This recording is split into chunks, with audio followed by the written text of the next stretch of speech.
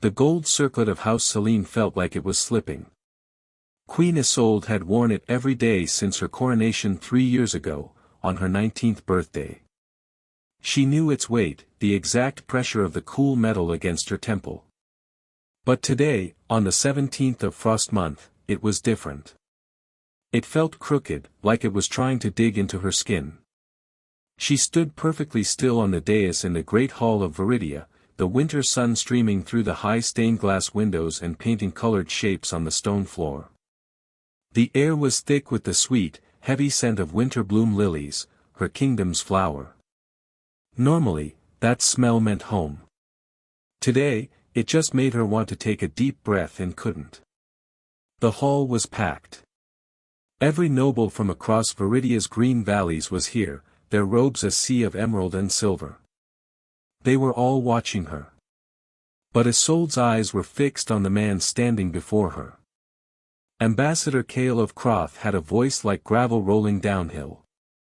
He was reading the terms of the betrothal agreement, each word clear and final. And thus, upon the marriage of Her Royal Majesty, Queen Isolde of Viridia, to His Royal Majesty, King Arlan of Croth, the border wars shall cease, and a lasting peace shall be sworn for the prosperity of both peoples. A political marriage. She had known it was coming. The fighting along the northern border had gone on for 22 years, almost her entire life. Her own father had died in those mountains. This alliance, this piece of parchment, was the only way to stop the bleeding. She had agreed to it. She had practiced her smile for this moment in her mirror. But now, with the entire court holding its breath, that smile felt like a mask made of stone. It was so heavy. Her gaze drifted past the ambassador. Behind him stood the delegation from Croth. They were so different from her people. Where her court wore silk, they wore dark wool and leather. Where her guards had polished silver armor, theirs was a practical, dull steel. They looked like pieces of the northern mountains themselves, hard, cold, and unyielding. And at their front, just behind the ambassador, stood their commander. He was a giant of a man, taller and broader than anyone else in the room. He wasn't looking at the ambassador. He wasn't scanning the hall for threats like a guard would. His attention was fixed lower. Isolde followed his line of sight and felt a jolt. He was looking at her hand. Her right hand rested on the edge of the oak table, just beside the unrolled treaty. She hadn't even realized she'd been pressing down so hard. Her knuckles were bone white, the skin stretched tight. She was holding on to that table like it was the edge of a cliff. Quickly, she relaxed her fingers, letting her hand go limp. She forced her eyes back up to the ambassador, who was finishing his speech. The commander's eyes lifted then, meeting hers for just a second. There was no victory in them. No smugness. He had the eyes of a soldier who had seen too many fields after a battle, tired, and full of a quiet, grim understanding. He looked like someone watching a door close and lock. It was the strangest thing. He was the enemy. His king was the one known as the Iron Wolf, the man she was being told to marry. Why would he look at her like that? The accord is prepared for your seal, your grace, Ambassador Cale said, giving a short bow. This was it. The moment. Isolde gave a small, sharp nod to her own advisor, Lord Felton. He stepped forward, carrying the heavy seal of Viridia, a lump of warm purple wax, and a candle. The room was utterly silent. The only sound was the crackle of the candle flame and the distant rustle of banners high above. Isolde took the seal. It was heavier than the circlet. She pressed it into the soft pool of wax at the bottom of the parchment, right beside where King Arlan's stark, angular mark was already dried. A collective sigh seemed to go through the hall. It was done. The deal was struck. Then, from the Croth delegation, a soldier stepped forward with a wide, deep drum. It was made of dark wood and animal hide. This was a Croth war drum, used to rally troops before a charge. The soldier raised two heavy mallets high above his head, and brought them down. Tum. The sound wasn't just a noise. It was a physical thing.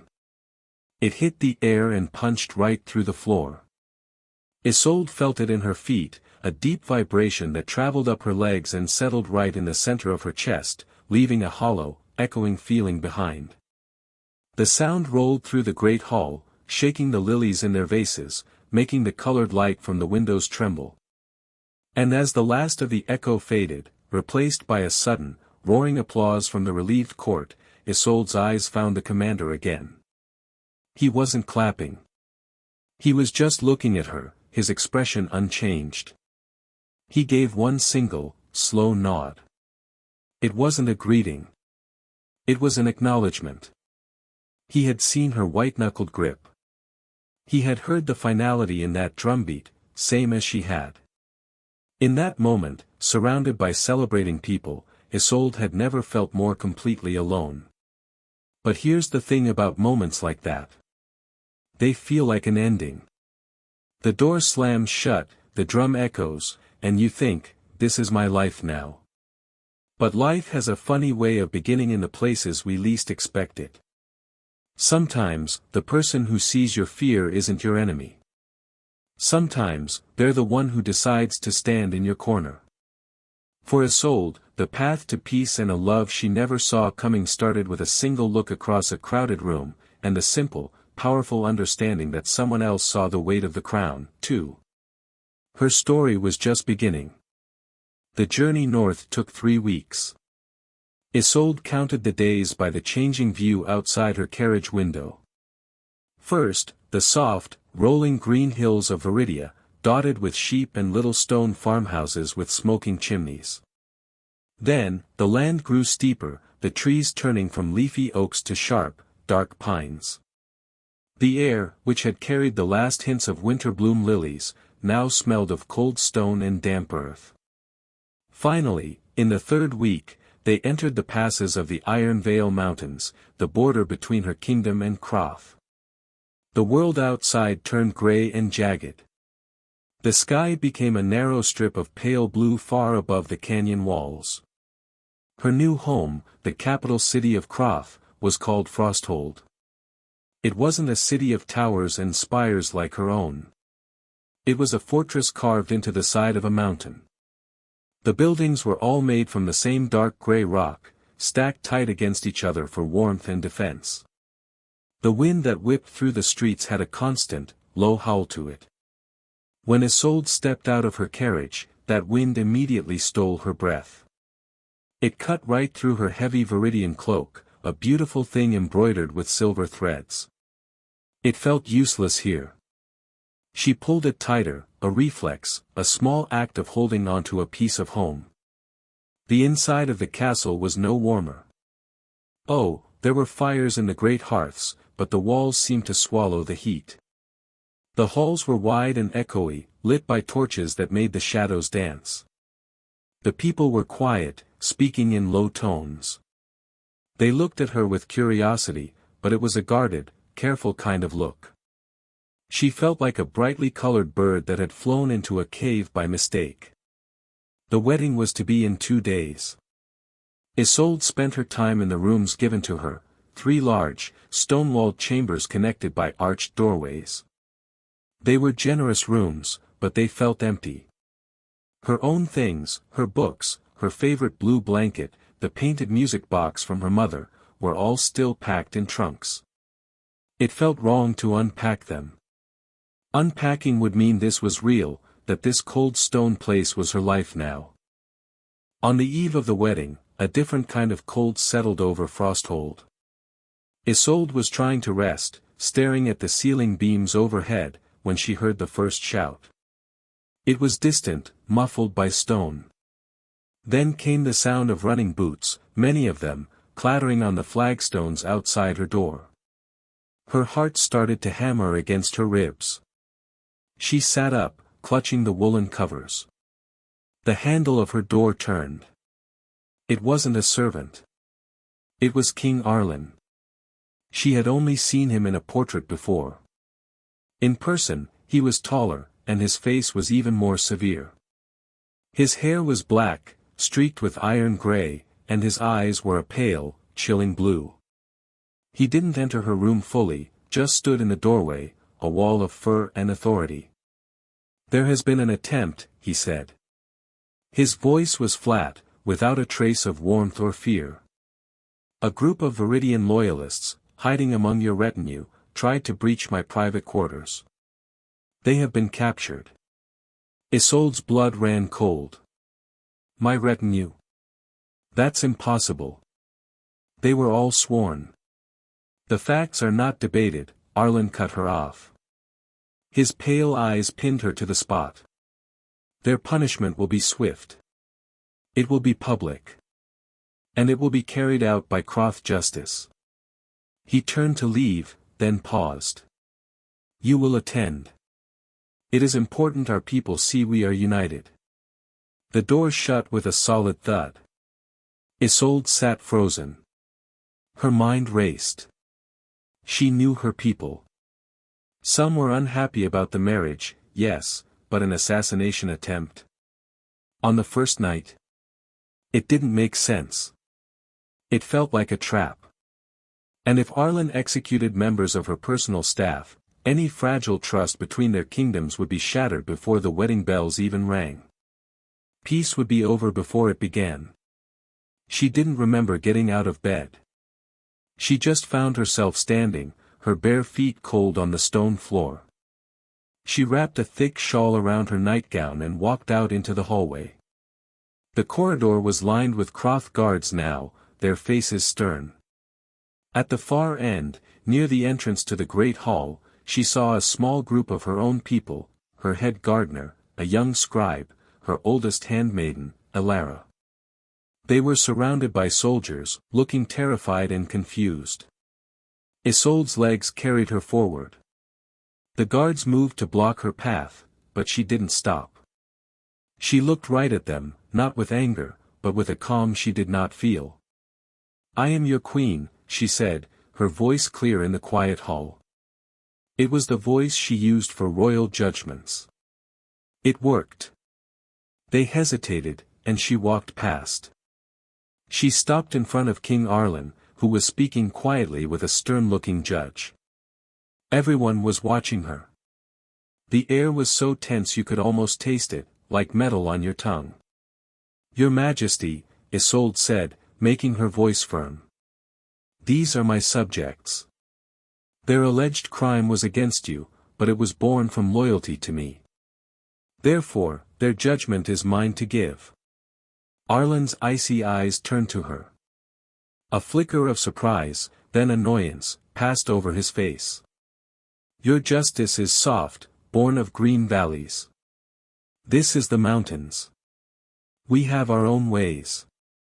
And I will respect them," Isolde said, pressing on. Her heart was a frantic bird in her chest. "But as a sign of our union, let this be the first act we share. Let their sentence be determined by me, by the laws of Viridia, and carried out within our shared chambers. Let it be a private matter, not a public spectacle." She was bluffing. She had no power here. She was a guest, a bride-to-be, nothing more. She was asking to overrule the king in his own fortress, in front of his own men. It was a staggering risk. For a long moment, Arlen just stared at her, his expression unreadable. The silence stretched out, broken only by the crackle of the torches. Then, he gave a short, dismissive wave of his hand. "As you wish. A trifle. See it done by morning." He turned and walked away, his boots echoing.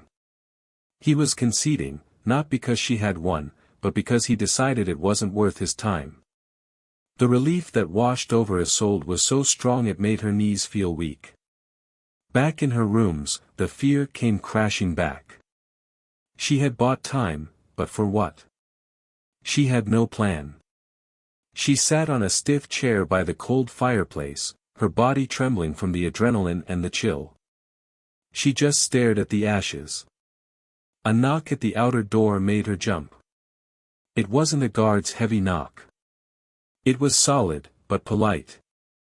"Enter," she called, her voice shaky. The door opened, and the commander from the great hall walked in. Commander Torin.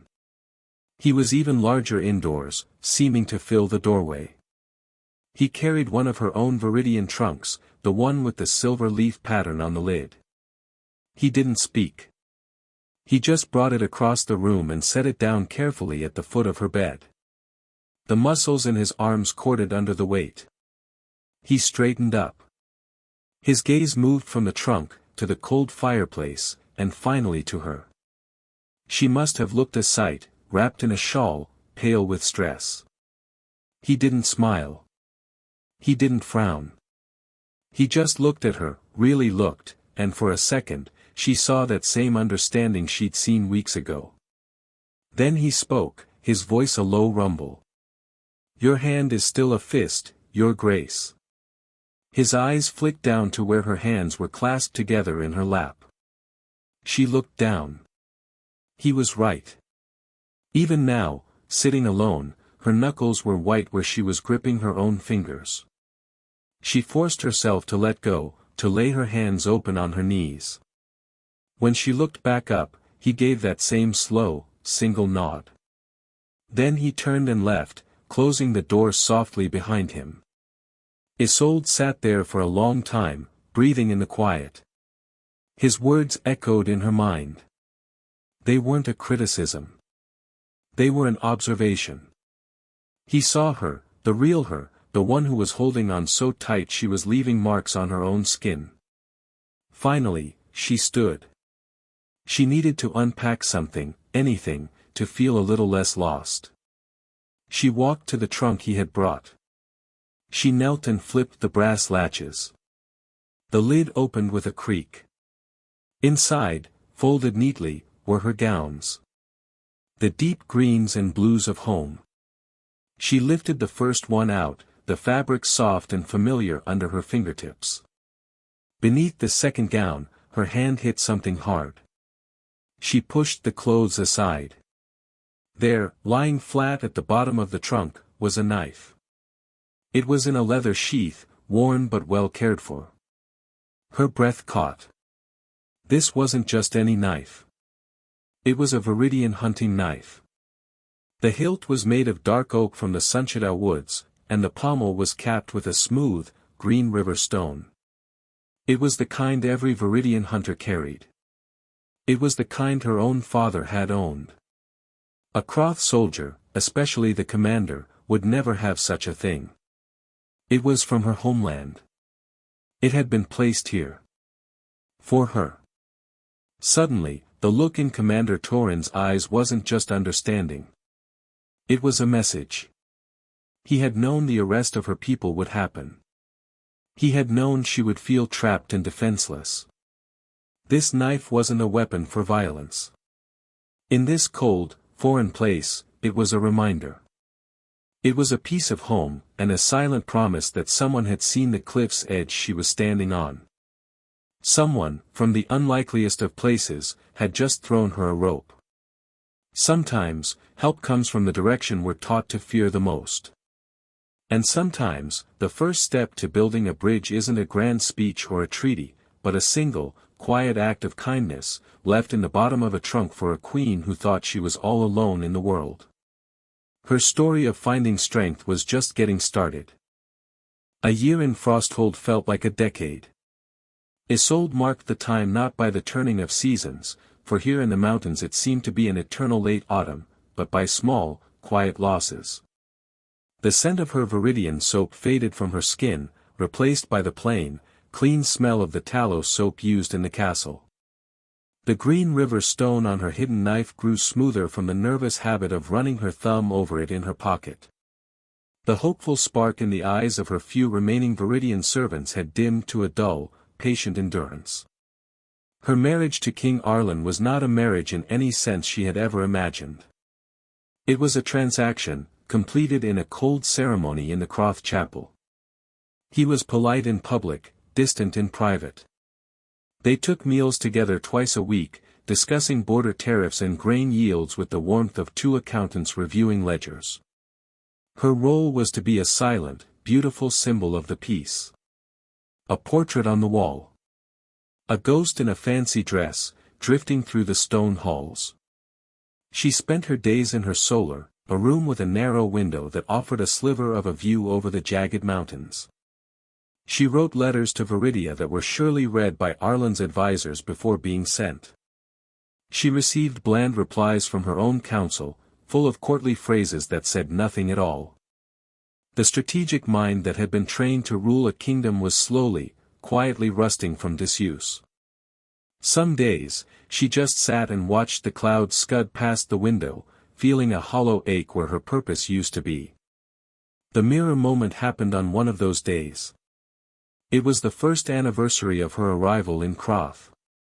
A light, icy rain was ticking against the window glass.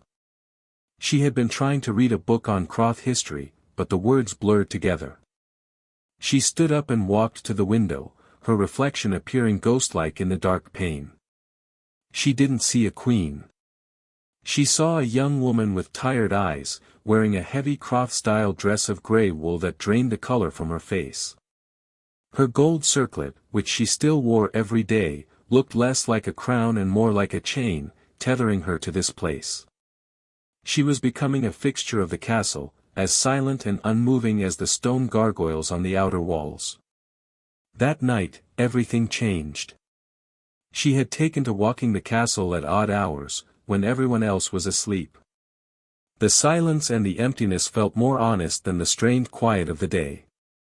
She wore soft-soled shoes, and her footsteps were whispers on the cold stone. On this night, drawn by a faint line of light under a door she had never seen open, she found herself outside King Arlen's private strategy room. The door was slightly ajar. From inside, she heard his voice, and that of his closest advisor, a man named Goran. "The Viridian infrastructure is fragile," Goran was saying. "Another harsh winter, and their eastern granaries will fail. The people will be restless." "Patience," Arlen's voice replied, cool and steady. "The marriage secures the border. It lulls them. Let them grow dependent on our goodwill. The accident must be tragic, unquestionable, and timely. After an heir is produced, of course. A regency from Frosthold will be a natural transition." Isolde's hand flew to her mouth, stifling a gasp.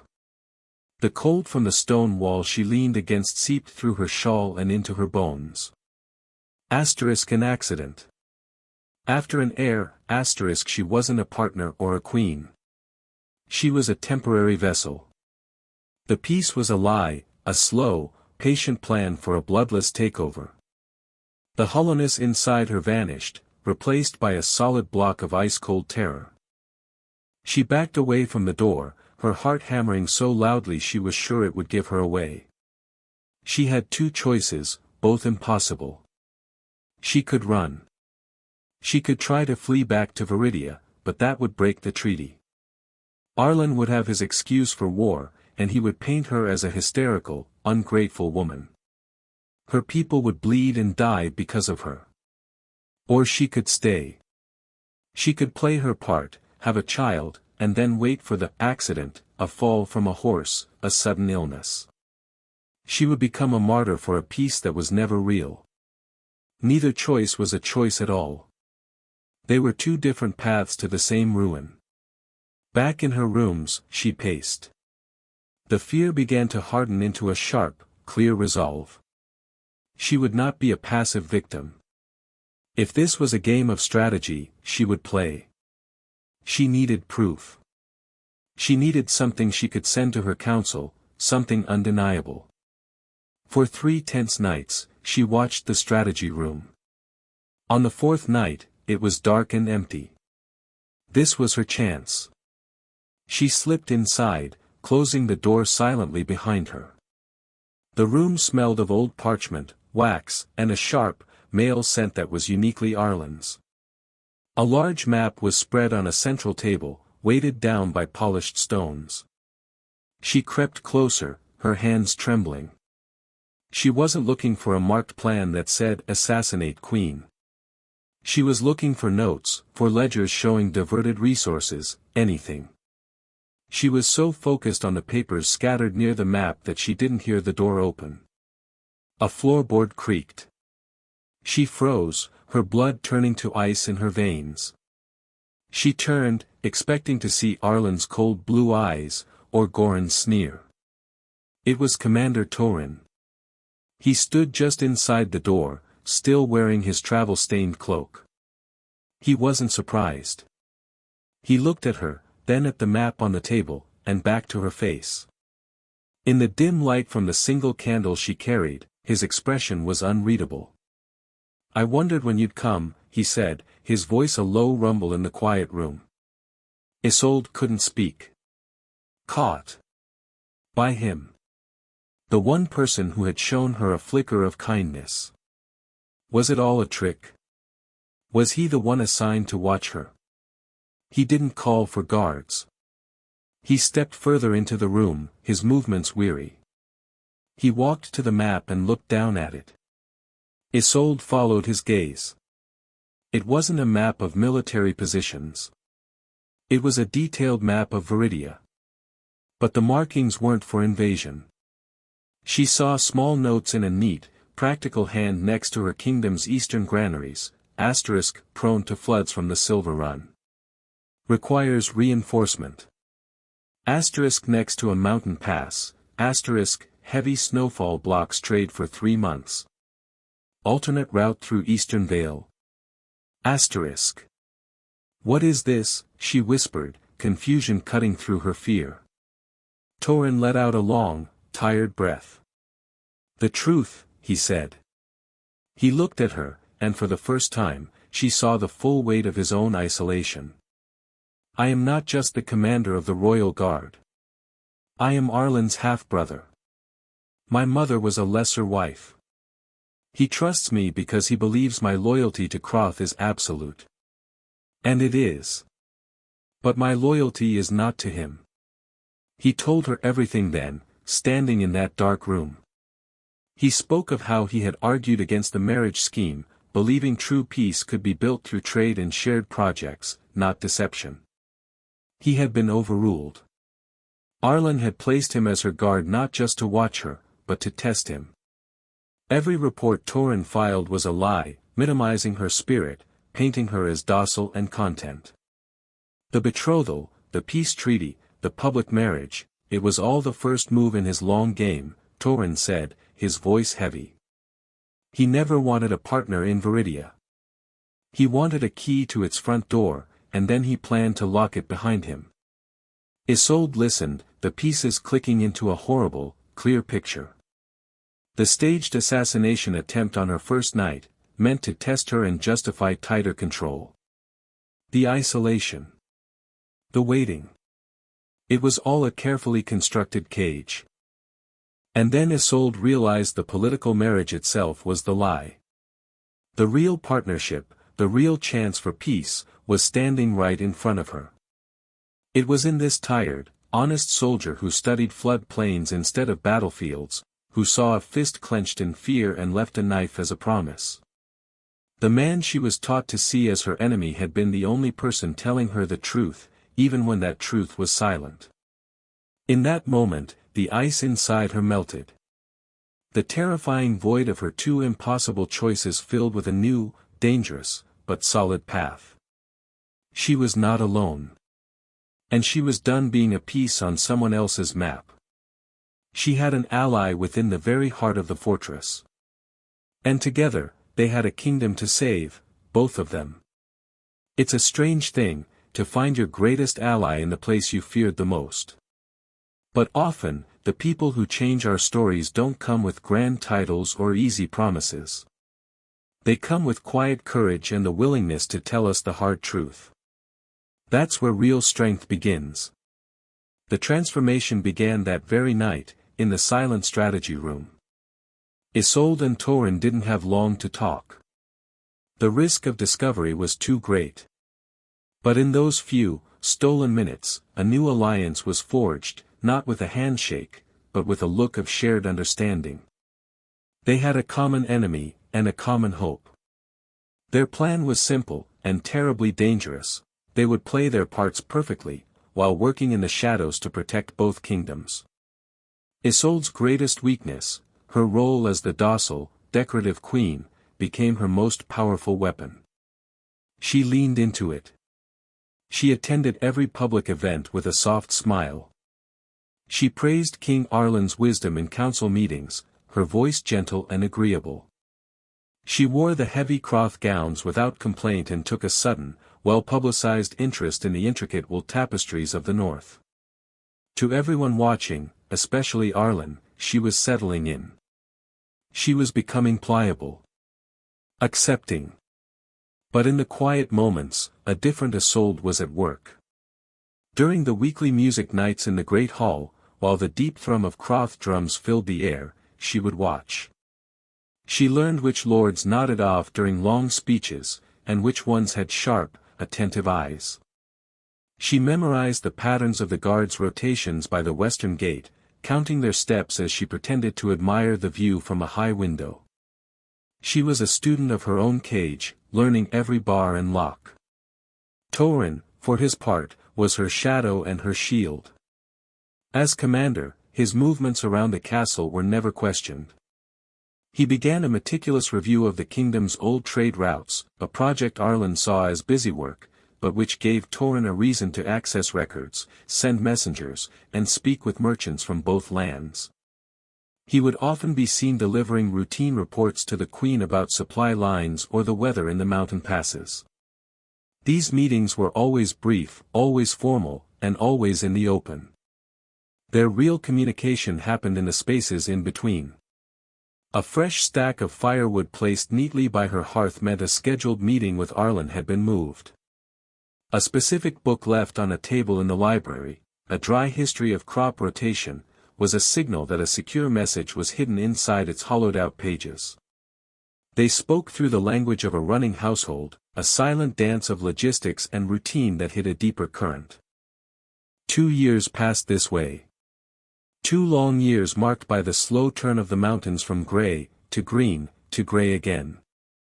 Isolde felt the time in the calluses that formed on her fingers from practicing cloth embroidery, a hobby she took up to explain her need for privacy. She felt it in the way the initial knot of fear in her stomach had hardened into a steady, watchful patience. She and Torin built a fragile web of trust with a handful of others, a disgruntled scribe who loved Viridian poetry, a guard whose family farm had been saved by one of Torin's fair judgments, an old healer who remembered Torin's mother with kindness. It was a small, quiet army, hidden in plain sight. They were waiting for a mistake, for Arlen to tip his hand. The tension was a constant, low hum in Isolde's life, like the distant sound of the wind in the mountain passes. Then, in the spring of the 3rd year, everything shifted. King Arlen grew impatient. The planned accident needed to happen before the summer trade conferences, where Isolde was scheduled to appear more publicly. The pressure was on. Isolde could feel it in the way Arlen's eyes followed her a little more closely, in the way his advisor, Goran, began asking oddly specific questions about her daily walks. The crisis came on the day of the royal hunt, a traditional event to celebrate the melting of the high snows.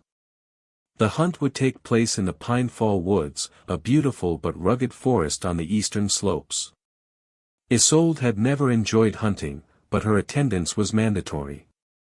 She dressed in a deep green riding habit, the Viridian knife a secret, comforting weight in a hidden pocket. The gathering in the courtyard was a noisy spectacle of horses, hounds, and brightly dressed nobles. The air smelled of leather, horse, and the sharp scent of pine carried on the wind. King Arlen sat on a massive black stallion, looking every bit the Iron Wolf. He gave a short speech about the bounty of the kingdom, his voice carrying easily in the crisp air. Isolde sat side saddle on a gentle grey mare provided for her. As the party moved out, a huntsman in Arlen's personal livery, a man with a thin face and cold eyes, took the reins of her horse, guiding her away from the main group. A gentler path this way, "Your Grace," he said, his voice smooth. "Better views for the Queen." Alarm bells rang in Isolde's mind. This was it. The gentler path led away from the sounds of the hunting horns and the baying hounds, deeper into a part of the woods where the trees grew thick and the ground sloped sharply toward the rocky banks of the Whitefall River. She could hear the river's roar growing louder. The path was becoming nothing more than a narrow track of loose shale and pine needles. Her heart hammered against her ribs. She had choices. She could cry out, but who would hear her over the river? She could try to wrestle control of the horse from the huntsman, but he was strong, and her mare was skittish on the uneven ground. She saw the cliff edge ahead, where the path seemed to crumble away into the mist and roar of the waterfall below. Then, she saw Torin. He was across a small clearing, maybe 50 paces away, checking the girth on his own horse. He looked up. His eyes met hers for a split second, then swept to the huntsman, to the treacherous path, to the cliff. His expression, usually so guarded, shifted. The calm mask shattered, replaced by a raw, unleashed fury that was more terrifying than the cliff's edge. Time seemed to slow. Isolde made her decision. She would not be led passively to her fate. If this was the moment, she would force it into the open. She squeezed her legs tight, clicked her tongue, and drove her heels into her mare's sides. The horse, surprised, jolted forward, not away from the danger, but straight along the narrow path toward it. The huntsman, caught off guard, fumbled with the reins. "Your Grace, no," he shouted, his smooth voice now sharp with panic. Isolde's mare, sensing the handler's fear and the unstable ground, began to skid. Pebbles scattered over the edge, falling silently into the mist. The horse whinnied in terror, its hooves scrambling for purchase on the slippery shale. Isolde clung to the saddle, the world tilting dizzyingly toward the roaring water below. Then, a thunder of hooves. Torin's massive chestnut horse crashed through the underbrush, not following the path, but cutting straight across the unstable slope. It was a reckless, desperate move. His horse slammed shoulder to shoulder into the huntsman's mount. The impact was solid, a crunch of muscle and a sharp cry from the man as he was knocked clean from his saddle, tumbling onto the soft moss away from the cliff. Torin didn't even glance at him. In one fluid motion, he leaned far out from his own saddle, his arm stretching toward Isolde's bridle. His fingers closed over the leather straps just as her mare's front hooves slipped over the edge. For a heart-stopping second, both horses scrabbled on the brink, sending a shower of stones into the abyss. Torin heaved, his entire body straining. His horse, incredibly well-trained, dug in and stepped back. Isolde's mare, feeling the steady pull, found its footing and scrambled back onto solid ground. The two horses stood side by side, their flanks heaving, steam rising from their coats into the cold air. Silence fell, broken only by the panting of the animals and the distant, oblivious roar of the waterfall.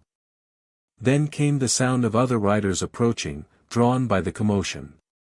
King Arlen emerged from the trees on his black stallion, his face like a storm cloud. His pale eyes took in the scene, Isolde, pale but upright on her shaking horse, Torin, still holding her bridle, his body positioned protectively between her and the cliff, his own huntsman, groaning as he got to his feet. Before Arlen could speak, before he could spin a tale of a tragic riding accident, Torin turned to face him. He didn't let go of Isolde's bridle. He looked directly at the king, and his voice, when he spoke, was not that of a commander to his sovereign.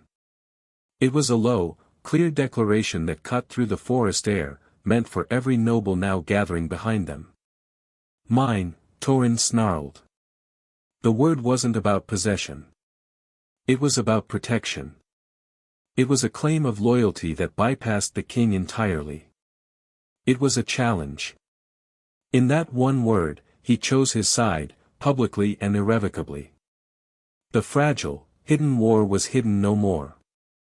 It was here, on the cliffside, in the dappled forest light, with the entire court as witness. And as King Arlen's furious shout finally broke the silence, Isolde knew the final, quiet part of her story was over. The fight for their future had just begun, out in the open, for all to see. Sometimes, the bravest thing you can do is stop hiding. When you finally stand up, you might find you're not standing alone. And that moment, when you and someone who believes in you face the storm together, is where a new story, a better, truer story, is born. The seasons turned one last time. In the great hall of Frosthold, where the air once felt perpetually cold, spring's sunlight now streamed through the high windows, painting warm, golden squares on the grey stone floor. The hall was packed again, just as it had been 3 years before when Isolde first arrived. But the feeling in the air was completely different. There was no tense silence, no scent of heavy lilies. Instead, there was a low, comfortable hum of conversation, the smell of fresh bread from the morning's baking, and the sweet, clean fragrance of early blooming mountain heather, which filled vases on every table. Isolde sat on the raised dais, not on a solitary chair, but on a wider, joint throne made of the dark oak of Croft and inlaid with the pale silver birch of Viridia. The weight on her brow was familiar, yet new. It was a crown, but not the simple gold circlet of House Selene. This one was a fusion, crafted by the finest smiths from both kingdoms. The base was the cool, sturdy iron of the north, but woven through it were strands of Viridian gold, and set at its front was a single, perfect river stone, green as summer leaves.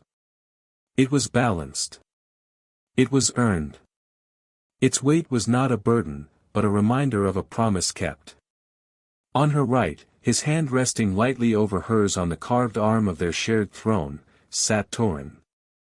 He wore a dark blue tunic, simpler than a king's robes might be, but across his chest lay a chain of office made from interlocking silver leaves and iron links. He was not just a commander anymore. After the confrontation at the cliff, after the slow, undeniable unraveling of King Arlen's schemes before the eyes of his own council, the kingdom had chosen. Arlen, isolated by his own deceit, now lived in quiet retirement in a coastal manor.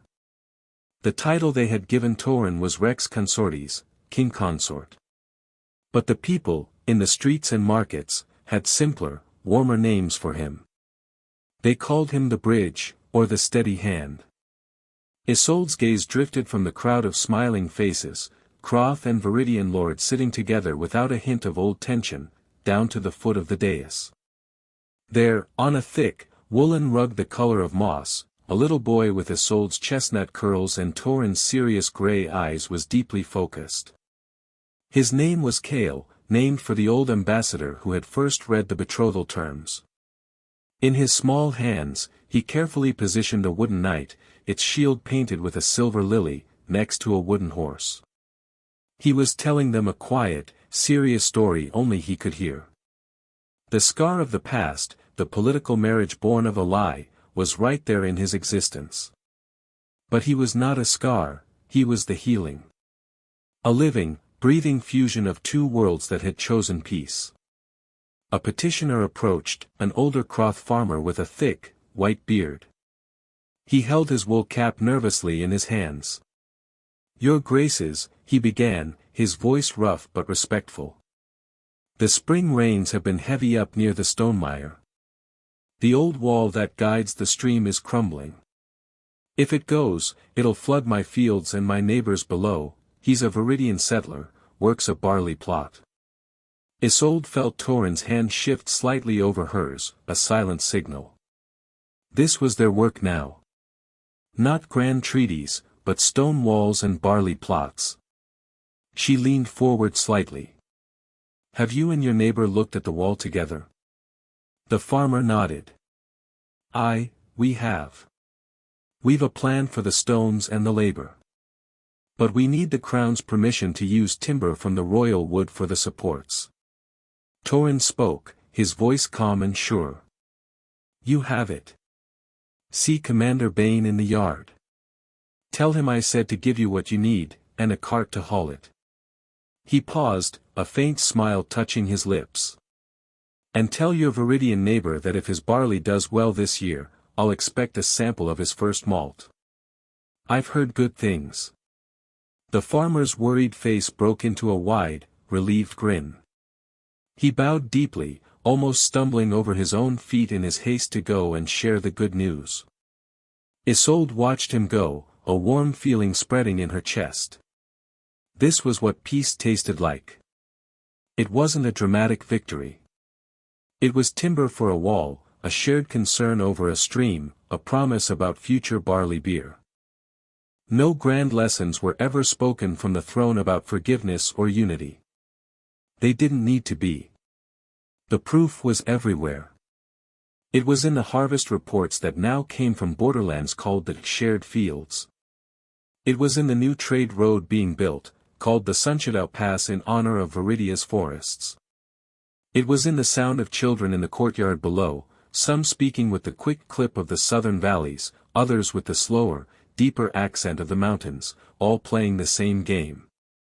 Isolde's hand, which had spent so long clenched into a nervous fist, now lay relaxed, her fingers laced loosely with Torin's.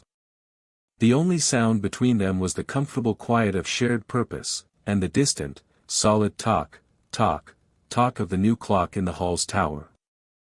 That clock had been Torin's idea, a gift for their first year of true rule. So we can both measure the time we build, he had said. Its sound was a heartbeat for their joined kingdom. Later, when the day's petitions were done, they walked together along the high battlements. The wind still blew, but it no longer carried a biting chill.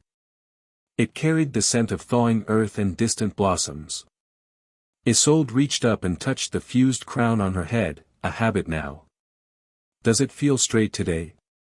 Torin asked, a gentle tease in his voice. She laughed, a real, easy sound. It feels perfect. She looked out over the mountains, no longer just a barrier, but a majestic, shared landscape. Do you ever think about it? That day in the great hall, with the drum. He was quiet for a moment, his eyes on the horizon. I think about a queen who looked like she was carrying the weight of both our kingdoms on her shoulders. And I think about how that same queen just approved a timber order to save a barley field. He squeezed her hand. The weight is still there. We just carry it together now. And that was the true end of the story that began with a political lie. Not with a dramatic battle, but with a quiet afternoon, a shared glance, and the deep, abiding knowledge that the most powerful alliances aren't always the ones written on parchment. They are the ones built, day by day, with trust, with kindness, and with the courage to reach for a hand you were once told you should fear. From a closed door and a lonely crown, to an open future built side by side. That's how a new world begins.